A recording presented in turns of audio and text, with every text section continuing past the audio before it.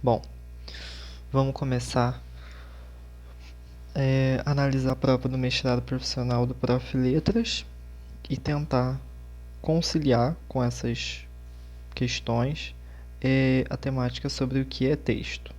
Então vamos lá. Aqui eu já dei uma leitura inicial do que se tem que se ter mais atenção dentro do texto, ou como eles gostam de chamar, excerto abaixo.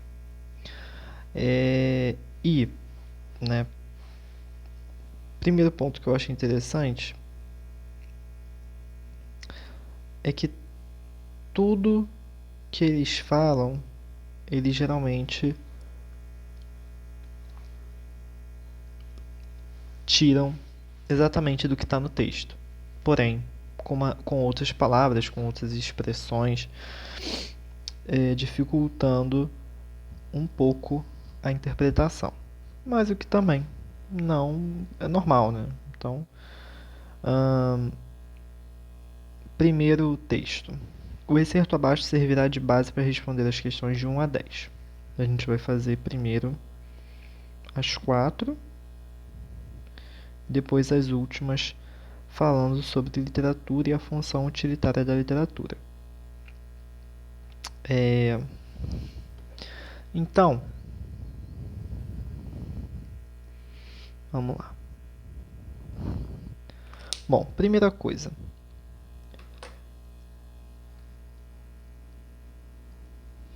Vamos ler esse texto. A fonte é da BNCC, né? Ele tirou esse texto da BNCC.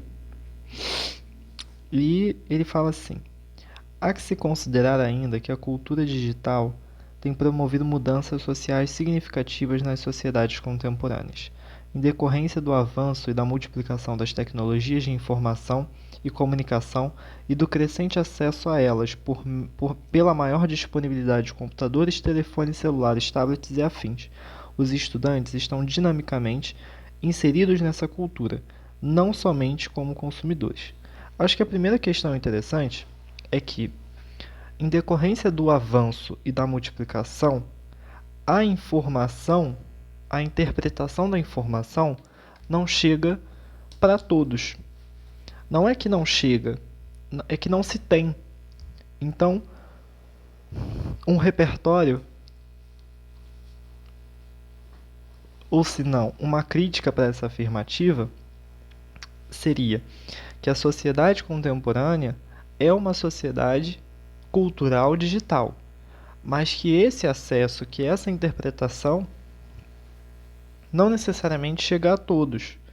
E mesmo que se tenha um celular, um telefone celular, esse estudante dinamicamente inserido, ele está inserido entre aspas.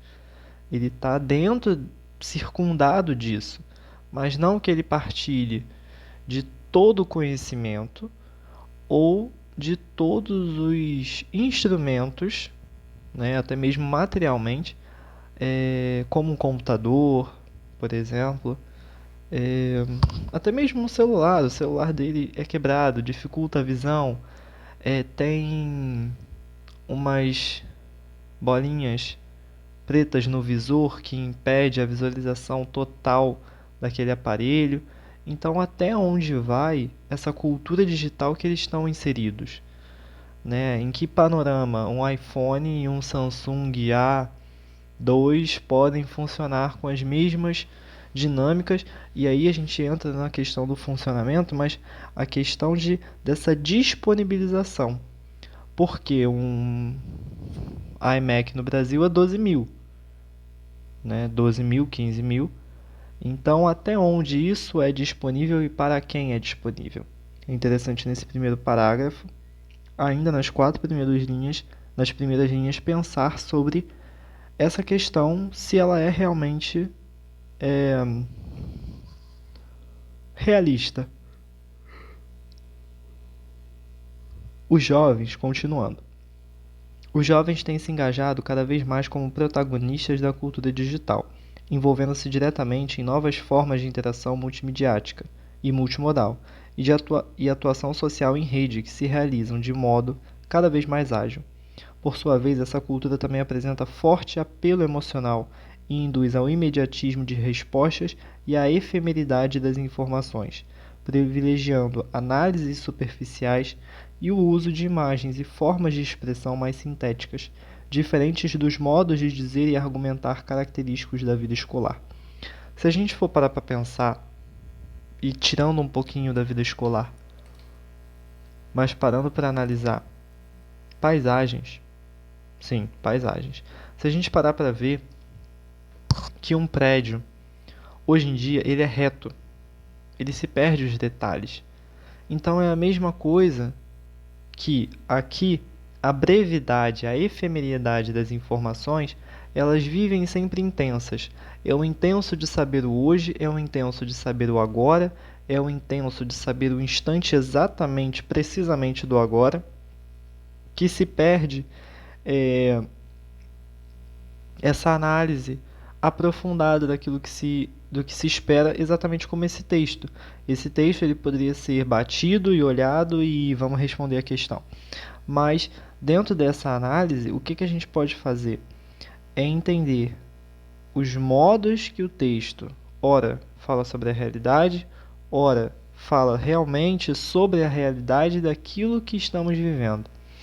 Então, a gente pode perceber que dentro da cultura digital eles têm se engajado, apesar das dificuldades de acesso, apesar das dificuldades de que se diz o avanço e a multiplicação dessas tecnologias com a maior disponibilidade.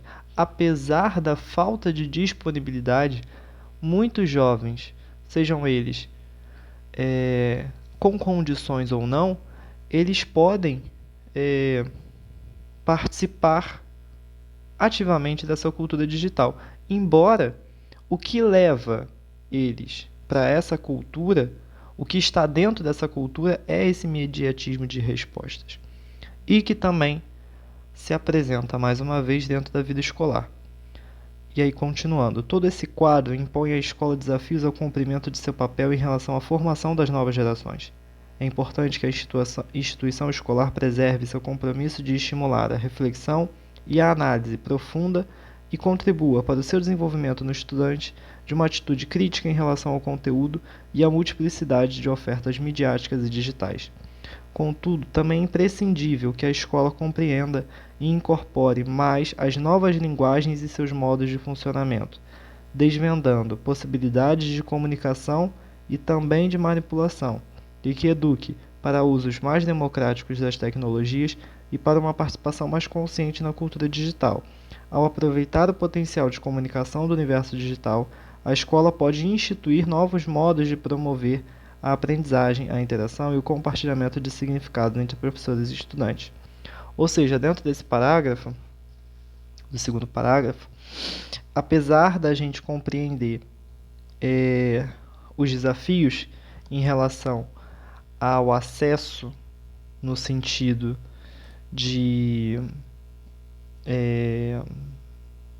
o acesso da manutenção do que se faz nas redes, né, durante a operação, durante as atividades em rede, na internet, o que se pode fazer para que a instituição escolar promova alguma atitude em relação ao imediatismo, em relação às barreiras encontradas entre os professores e estudantes para se entenderem dentro desse universo.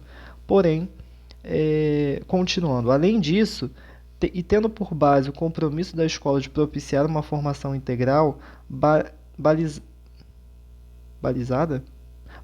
pelos direitos humanos e princípios democráticos, é preciso considerar a necessidade de desnaturalizar qualquer forma de violência nas sociedades contemporâneas, incluindo a violência simbólica de grupos sociais que impõem normas, valores e conhecimentos tidos como universais e que não estabelecem diálogo entre as diferentes culturas presentes na comunidade e na escola. Ou seja, a violência simbólica ela acontece pela falta de caráter crítico, embora ele não tenha dito explicitamente. Se a gente tem a expressão sintética, a análise superficial, a falta de argumentação, a falta de conversação, de diálogo entre professor e estudante, ainda mais se pense nos ambientes digitais.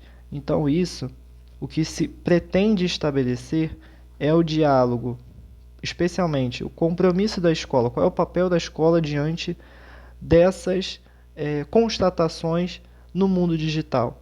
E aí aparece, então, no terceiro parágrafo, uma condensação, uma conclusão daquilo que se espera combater, como a violência simbólica, mediante essa falta de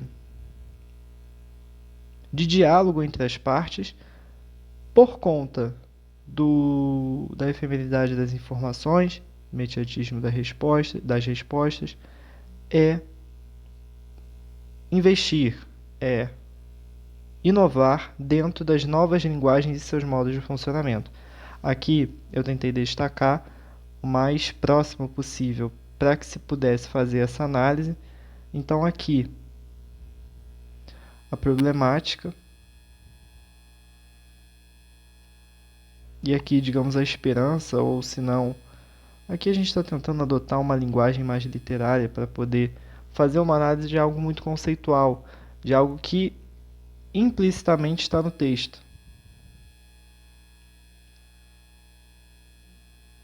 Mas é preciso justamente a falta de brevidade, a falta de imediatismo para poder ler isso aqui. Então, para a gente poder chegar objetivamente realizando essa questão, o excerto predominantemente objetiva problematizar o uso indevido das redes sociais pelos estudantes na escola. Não foi isso que ele falou. Para fins de violência simbólica, não é o objetivo do texto. Ele está falando, sim, dessa problematização do uso, mas não do uso das redes, mas sim do que se acontece dentro das redes sociais. Então, não é o uso indevido em si. É problematizar e também tentar solucionar de alguma maneira o que se pode ser feito.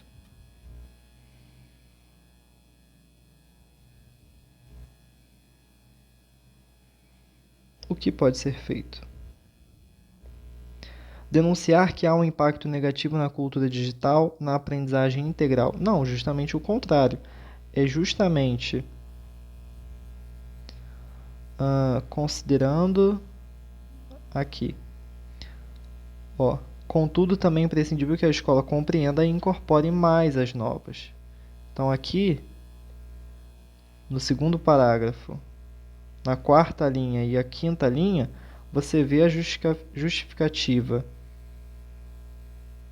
da B, já tinha até anotado aqui, da B, o porquê que, sim, denunciamos no primeiro parágrafo, mas no segundo parágrafo ainda tem um redirecionamento, ou seja, a gente está tentando ter uma esperança em relação ao que fazer, especialmente dentro dessa cultura digital, já que a gente não vai poder se livrar dela. Então, como é que a gente vai poder incorporar isso às novas linguagens e seus modos de funcionamento? É justamente essa a proposta da B. Pulando a C, porque a gente obviamente sabe que essa é a questão certa, descrever os modos como a escola deve usar as linguagens. Ele não está descrevendo, ele está apresentando um problema, ele está desenvolvendo aquele problema, ele está concluindo que qual é o papel da escola em relação ao real problema. O papel da escola em função do problema. Então, ele não está descrevendo, está sinalizando. Ou seja, só nos resta a letra C para evidenciar o que é a função da escola considerar a cultura digital e suas linguagens no processo de formação de um ser humano integral, como ele destacou aqui no primeiro parágrafo, nas duas primeiras linhas do terceiro parágrafo, e tendo por base o compromisso da escola de propiciar uma informação integral. Juntamente, já na B, a gente observou que o impacto da cultura digital é importante incorporá-la para as novas linguagens, logo, É como se fosse o B mais C. A resposta seria justamente a B mais a C, né? Então é sempre assim, né? A gente sempre fica em dúvida entre uma e outra. No caso aqui, acho que não deu para ficar muito, mas faz muito mais sentido essa junção e a contraposição de uma a outra. Evidenciar que a função da escola é considerar a cultura digital e suas linguagens no processo de formação de um ser humano integral. E aí a gente chega na 2, né? Da leitura do excerto conclui-se que a sala de aula deve se constituir em espaço onde a cultura digital precisa ser limitada e monitorada. Em nenhum momento do texto isso foi falado. Não tem nem como achar aquilo ali, porque não tem como. Não tem nenhum dado que comprove essa letra, essa opção, no caso. A interação midiática, letra B. Assim como as linguagens multimodais, só deve ser problema da escola quando promover a violência simbólica. Em nenhum momento também foi falado que, a partir do momento que se promova a violência simbólica, é que deve ser um problema. Não, ela está atrelada à violência simbólica, ela está presente dentro dessas interações. O papel da escola é justamente que, consciente de que pode acontecer, consciente de que talvez aconteça, é que possa ser prevenido por meio das linguagens multimodais, com uma nova incorporação, com uma nova estratégia do uso da linguagem, mas não que isso só deve ser um problema quando promova a violência simbólica. Também não tem nenhum dado que indique isso. Portanto, não é a letra B também. Letra C. As linguagens multimediáticas promovem quase sempre discursos de ódio. Quase sempre não foi falado quase sempre, não foi indicado temporalidade, não foi indicado quantidade, não foi indicado nada que comprove isso também. Quase sempre discursos de ódio que devem ser denunciados. Também em nenhum momento foi dito que a escola deveria denunciar quando acontecesse isso. Justamente é o papel da escola fazer com que estabeleçam um diálogo entre as diferentes culturas presentes na comunidade escolar. E por último, então, sabendo do descarte das demais, letra D. A escola deve considerar como texto todas as manifestações de linguagens oriundas da interação intermediática. Sim, porque a partir do momento que a gente entende que surgem essas novas linguagens, está dentro do processo comunicativo que a interação entre mídias é algo que deve ser considerado para a escola. Então, a escola deve considerar como texto todas essas manifestações.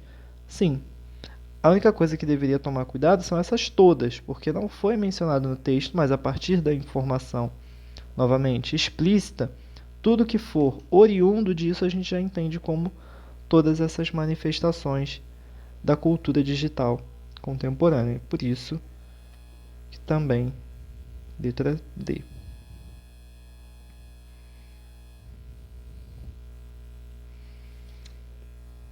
Respirar, né? Vamos respirar. Bom, agora pensando na questão 3. O excerto responde ao seguinte questionamento dominante: o conteúdo veiculado pela cultura digital propicia uma aprendizagem significativa? Letra B. A função do professor é privilegiar as linguagens no seu modo mais convencional? Já podemos descartar essa. Em nenhum momento foi dito que o papel do professor, em algum sentido, o papel que está ali explícito é a da escola. Letra C. O jovem recebe passivamente os conteúdos da cultura digital. Letra D. A geração formada pela cultura digital é mais vulnerável aos apelos emocionais das redes sociais? Vamos lá. Por mais que, vamos pensar na letra D, ele tenha dito que exista os apelos emocionais dentro dessa nova cultura digital, dentro da cultura digital, ele em nenhum momento disse que se tornaria mais vulnerável. Então a gente não pode comprovar esse dado no texto. Da mesma forma, o conteúdo, aí a gente fica entre a C e a A. O conteúdo veiculado pela cultura digital propicia uma aprendizagem significativa. Em nenhum momento ele está falando da quantidade de aprendizagem que, a partir daquilo ali, funciona ou não funcione. Ele só está falando que a única informação que a gente consegue realmente comprovar no texto, que a falta de análise, a falta de crítica, a efemeridade de todas essas informações que o jovem ele recebe a partir da cultura digital é que, qual é o questionamento? O jovem recebe passivamente os conteúdos da cultura digital, ele está participando, ele está tentando entender aquilo ali, ele está, embora ele seja ativo socialmente, ele ainda recebe a passividade dos conteúdos. Então, sabendo que o assunto não é aprendizagem, e sim a estratégia, no caso da letra A, estratégias de incorporação de multimodalidades,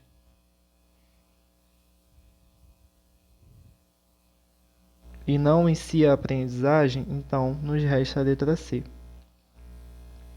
Ah, meu Deus, vamos respirar. Letra 4.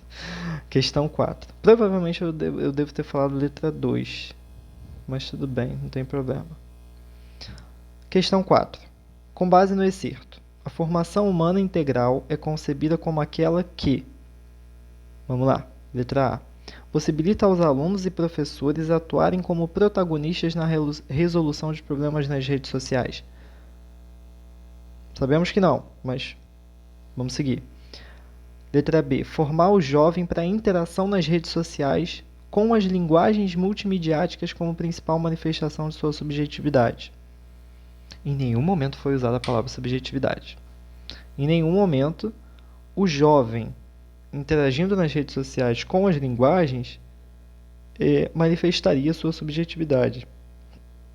Não é essa a pergunta, então logo de cara a letra B é impossível. Letra C. Constrói sujeitos protagonistas para agir no mundo. A formação integral. Constrói sujeitos protagonistas para agir no mundo, produzindo linguagem em redes sociais a fim de melhor aprendizagem. A produção de linguagem nas redes sociais não seria para fim de melhor de aprendizagem, mas seria justamente para quê? Basilada pelos direitos humanos e princípios democráticos, considerando a necessidade de desnaturalizar a forma de violência. O objetivo não é melhor aprender, mas é justamente evitar toda a problemática trabalhada no primeiro parágrafo, e não o melhor aprendizado. Então, letra C não é. D. Considera os princípios da democracia e dos direitos humanos como referências para uma educação que reconheça as diferentes culturas. Óbvio, foi exatamente o que ele falou. Ou seja, basilada pelos direitos humanos. Ou seja, a base, basilada é a base. Então, a base para ele é o princípio da democracia e dos direitos humanos como referência para uma educação. Então, a formação humana é exatamente isso. É a letra D. Mas por que não seria a letra A?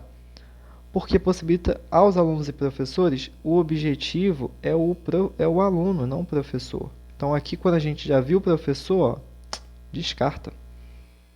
Só nos restando, então, aqui eu esqueci de escrever. Aqui, então, a questão 4, letra D. Bom, aquela respirada. Últimas questões. E aí, com esse texto, a gente pensa sobre o acesso do ensino, sobre o quão a tecnologia, embora ela avance, ela não avança de modo horizontal, ela avança de modo vertical, de que algumas pessoas conseguem alcançá-la, algumas pessoas conseguem subir os degraus necessários para agarrá-la, mas que ela não funciona de igual para todos.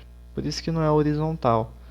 E aí esse texto serve como crítica a toda essa tecnologia e também de uma interpretação de texto para entender que o texto a gente só vai conseguir, novamente, percebê-lo se a gente estiver de acordo com o contexto. Toda a informatividade, toda a aceitabilidade que está circundado dele. Então, todas as informações que a gente tinha para tirar, embora elas estivessem no texto, ou seja, questões de interpretação de texto, também tem muito a ver com a tecnologia, o acesso à cultura digital, uma questão muito contemporânea sobre a língua, sobre a sala de aula, os processos de ensino-aprendizagem voltados para as novas linguagens da cultura digital, que são novas linguagens, são novas formas de comunicação, são novas formas de expressão, porque quem antes não tinha como se expressar, hoje você consegue ver a maré, por exemplo, na no YouTube, no Instagram, no TikTok, locais que antes só tinham acesso por um outro tipo de literatura ou por outros tipos de obra, hoje estão presentes nesses espaços. Então, esses espaços também são importantes para poder redirecionar o foco de educação. O que é educação? Educação é só o cânone, educação é só a boa literatura e existe a má literatura. O que é o cânone? O que é a literatura em si? Literatura pode ser slam, literatura pode ser música. E aí se começam novos questionamentos a partir da incorporação, da comunicação de outros sujeitos por meio de outros espaços como a internet.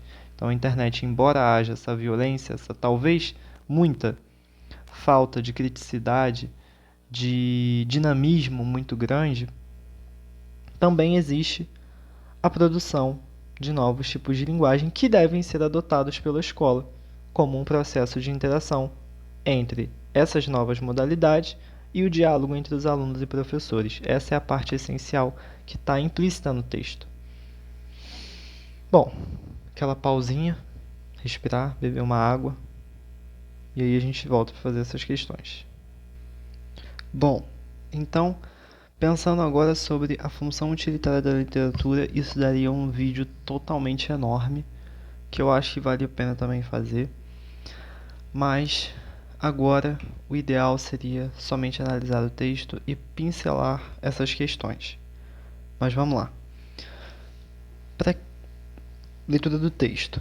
Para que a função utilitária da literatura e da arte em geral possa dar lugar à sua dimensão humanizadora, transformadora e mobilizadora, é preciso supor e, portanto, garantir a formação de um leitor fruidor, ou seja, de um sujeito que seja capaz de se implicar na leitura dos textos, de desvendar suas múltiplas camadas de sentido, de responder às suas demandas e de firmar pactos de leitura.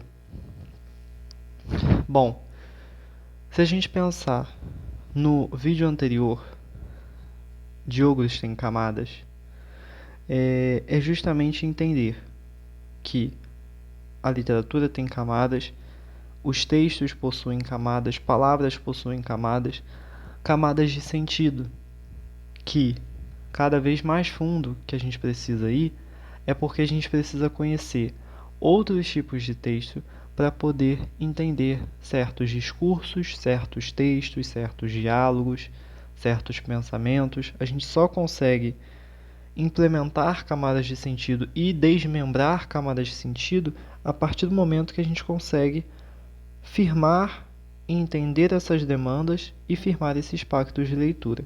Então, a função utilitária da literatura e da arte, né, se a gente parar para pensar, é então dar lugar à dimensão humanizadora, transformadora e mobilizadora. Então, vamos para a questão. Infere-se do excerto que a dimensão humanizadora da arte pressupõe um leitor crítico. Vamos lá.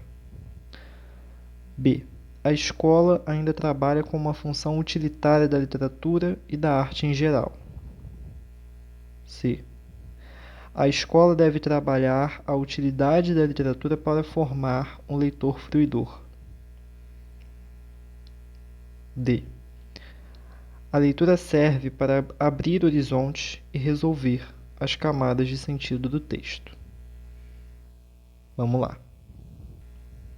É preciso dar aquela paradinha às vezes para poder entender que uma palavra pode mudar todo o sentido se a gente não estiver prestando atenção. Quando a gente lê isso, a gente acredita que é justamente isso, a função utilitária, que é preciso garantir a formação desse leitor, que tem que a função desse leitor. Porém, essa frase aqui, essas 3 palavrinhas, é preciso supor, ou seja, quer dizer que não há. Então, a dimensão humanizadora da arte pressupõe um leitor crítico. A dimensão humanizadora pressupõe a função utilitária da literatura e não esse leitor crítico. Ou seja, a não faz sentido. A escola ainda trabalha com uma função utilitária da literatura e da arte em geral. Sim, porque é preciso supor. Não quer dizer que haja. Ainda não há essa formação desse leitor. Então ainda se trabalha com a função utilitária, a função de períodos literários. Esse autor não pode ser realista porque ele é romancista e ponto. Não, até mesmo isso, períodos literários. Essa função utilitária, aquilo que é útil, não cabe somente à literatura. Aqui ela extrapola o que se infere do texto. Aqui extrapola totalmente o que é implícito.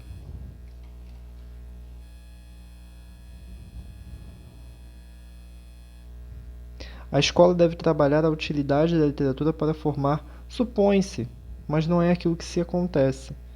Então, para que a função utilitária da literatura possa dar lugar, não é algo que se dá ainda. Ainda é algo que se utiliza da literatura, das suas utilidades, daquilo que se...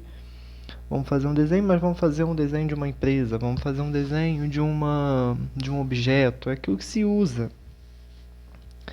E esse leitor é o que se espera. Então ainda trabalha-se com essa função utilitária. A literatura serve para abrir horizontes e resolver camadas de sentido de texto. Sim, ainda sim. Mas a literatura serve para abrir horizontes e resolver? Não, na verdade, o que se resolve não é a literatura, e sim a formação. A leitura desses textos é que serve para abrir os horizontes. Então, a formação do leitor, a partir da literatura, seja ela qual for, não somente tão utilitária, é a partir da literatura que a formação do leitor se dá. Essa é uma questão bem pequena, mas que se deve se atentar a essas 2 pequenas palavras por aqui. E a última questão, conclui-se que a arte e a literatura devem ter a função de formar sujeitos para o mundo de trabalho. Pelo contrário, em nenhum momento foi falado isso. E o texto é muito pequeno, é um parágrafo, não tem como, não foi citado. Podem ser instrumentos que propiciam aos sujeitos a fuga da realidade. Em nenhum momento foi falado isso. Letra C. Devem se constituir em andaimes que levem o sujeito para o mundo da imaginação. Em nenhum momento ele foi falado do mundo da imaginação, e sim desvendar de suas múltiplas camadas de sentido, e não para o mundo da imaginação. Ou seja, a única opção é a letra D. Podem mudar os sujeitos a depender dos modos de leitura e dos pactos firmados. Ou seja, tudo diz respeito a como proceder da formação. É a formação por meio da literatura. Novamente, essas 2 questões elas se dialogam. É a partir da formação dos modos de leitura que se chega a uma literatura que pode mudar esses sujeitos. Bom, o gabarito está aqui. Quem quiser confirmar as questões. E eu acho que é isso por hoje. E só para finalizar, a problemática da literatura, em termos de institucionalização da literatura, que é o que a gente acredita mais hoje, é que se pensar em quem deu essa função utilitária da literatura são as instituições, seja as editoras, seja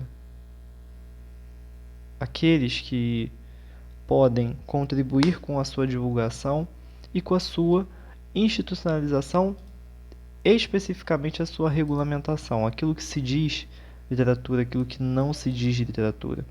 Por isso que a arte ela ainda precisa da humanização da própria arte. Aquilo que se pensa do próprio sujeito em dizer-se do próprio sujeito e não dizer-se pelo dinheiro.